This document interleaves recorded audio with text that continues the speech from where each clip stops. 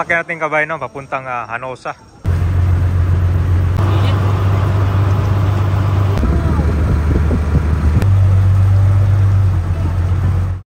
Dito sa may Municipality of Binangonan, Rizal ay sasakay tayo ng bangka papunta dito sa tinatawag nilang the largest island in Laguna de Bay. Itong Talim Island naman ay under ng jurisdiction of 2 municipalities. Ito po yung Binangonan at Cardona. Kaya sa mga hindi pa nakapunta dito sa Talim Island ng Rizal Province, pwede nyo ito siyang puntahan. Pero dito wala masyadong mga hotel or resort. Ang maganda dito, kung gusto nyo mag-chill, mag-relax, sumakay ng bangka at ma-enjoy itong Laguna de Bay, pwede nyo itong pasyalan dito. Simula dito sa may Binangonan Port, sasakay tayo ng bangka at aabutin na mahigit 1 hour to 45 minutes bago makarating dito sa Barangay Hanosa. Nandito na tayo ngayon sa Osmeña Street, dito sa Barangay Libis ng Binangonan, Rizal. Isa sa nagustuhan ko dito guys, no, merong mga signages, no, yung street tsaka barangay, kaya mabilis hanapin yung lugar. So tara, punta tayo ngayon sa dulo. Yan o, may kita mo na yung Laguna de Bay, one of the largest lake dito sa Philippines. Sasakay tayo ng bangka ngayon. Diyan tayo pupunta sa lugar na yan. Yan po yung Binangonan Port. So, medyo masikip yung daanan ngayon dito. Ito na siya. Grabe, laki ng lake. Parang nasa beach ka. So, pumuntahan natin ngayon itong Talim Island. Dami palang nagre-request nito, no? So, dito tayo ngayon sa Rizal Province. So, dito muna tayo sa port area ng Binangonan. Ito na yun, no? Tayo ngayon sa port ng Binangonan. Yan po yung papuntang Talim Island dito sa Binangonan. Tapos, yung mga pupunta pala doon, hindi nyo na kailangang bumili pa ng mga pasalubong or mga pagkain. Dahil dito, ang dami mga tindahan, no? Ito yung pwede nyo dalhin. Saktong-sakto dito. Lahat yan, pwede nyo dalhin pang pasalubong. Meron na rin mga prutas. Bago kayo uwi doon sa Talim Island. Sa likod naman, ito yung tricycle dito pala.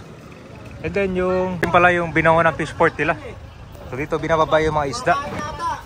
Ayun, dami pala. So guys, so ito yung sakay ng mga bangka dito.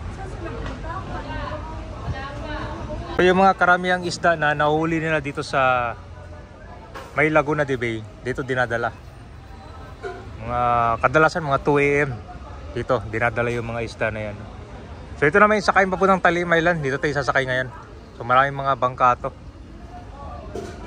Pansin mo lang yung kulay ng lake, yung tubig ngayon, no? Dito sa Laguna de Bay. Unting-unting kuwan siya, lumalabo, no? Okay, so tara. Hindi natin anoros yung mga schedule nila dito.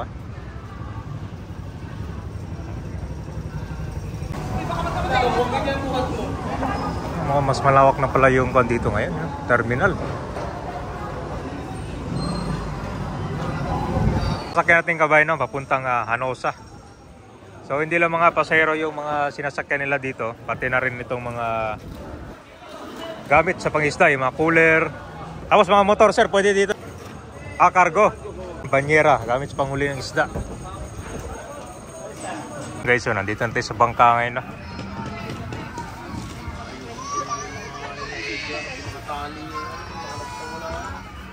So ito yung mga kanilang life jacket dito.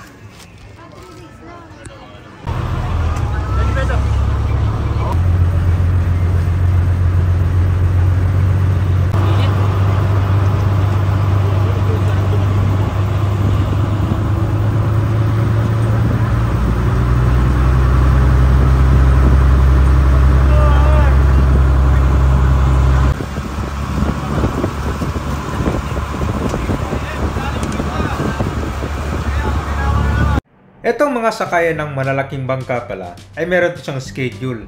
Usually mga 7 AM, tapos next yan mga alas 10 naman. Ngayon, itong mga nakikita nyo mga maliliit na bangka, yan yung mga ibang pwede nyo sakyan kapag hindi nyo naabutan to. Lalo na pag galing kayo sa Talim Island, pabalik na dito sa Binangonan Port. So mas makakamura kapag itong malaking bangka ang sasakyan nyo.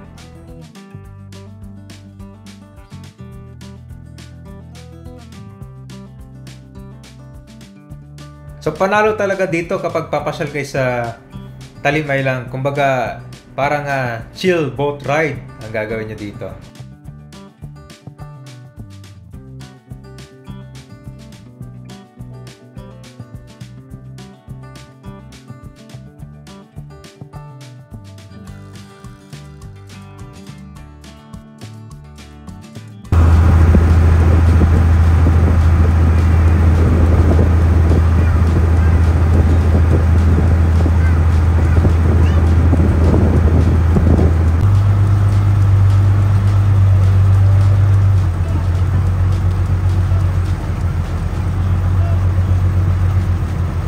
Nandito na tayo sa Barangay Hanosa ngayon, dito sa parte pa to ng Binangonan, Rizal. Rizal Province ka, Ben. Marami kayong makikitang mga inaris dito. Ito po ay multi-purpose covered court. Pero usually, ito siya. Merong ako na rin. Naglalaro dito ng basketball. So ito, isa rin sa mga pinupuntang tourist destination itong Hanosa. Yung mga bumababa dito, galing doon sa may Binangonan Port, pag gusto nila mag mountain climbing, dito yan sila usually bumababa. Dahil dito matatagpuan yung Mount Tagapo. Tapos yung modes of transport naman dito, labal, merong mga tricycle. Merong kalsada dito pero maliit lang. Walang mga four wheels. So yung unang binaba yung mga pasero doon, meron pa isang port. Yun. Ito, meron din palang gasoline dito. Palit ng gasoline station, no?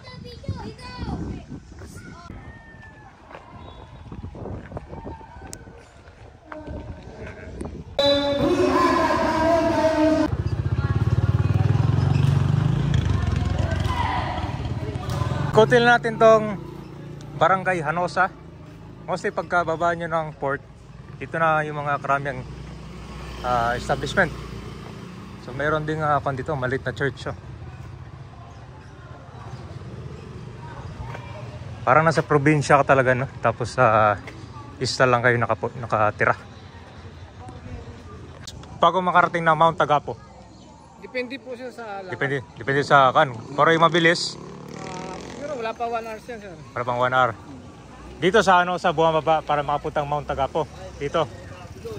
Pwede po dito, pero pwede naman may station sa Gulod. Ito po sa tubig sa poso po. Marami kang kumukuha dito.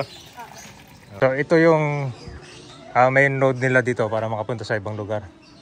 So mostly mga single motor ang mga nandito, tapos sa tricycle na pwede nyo din arkilahin.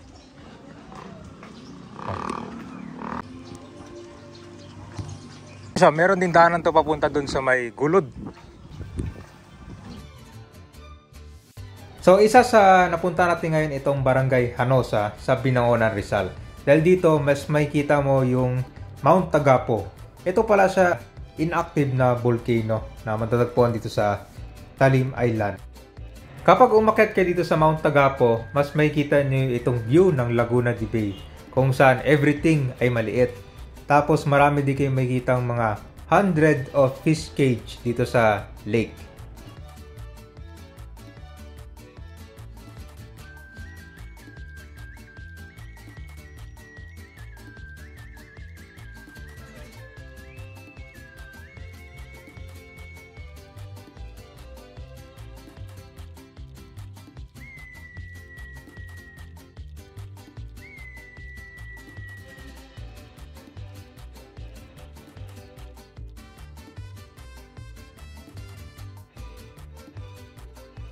Yung pag-akyat naman dito sa Mount Tagapo ay kailangan yung mga kumuha ng tour guide dito.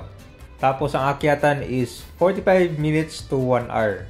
At depende na rin yan kung magkakaroon kayo ng stopover pa dito.